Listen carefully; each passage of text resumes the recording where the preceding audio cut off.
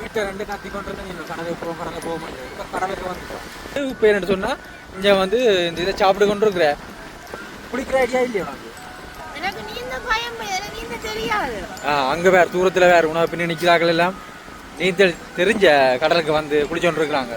கடலுக்கு வந்தால் குளிக்கும் தெரியும். நான் போயில, எனக்கு நீந்த தெரியா பயம்.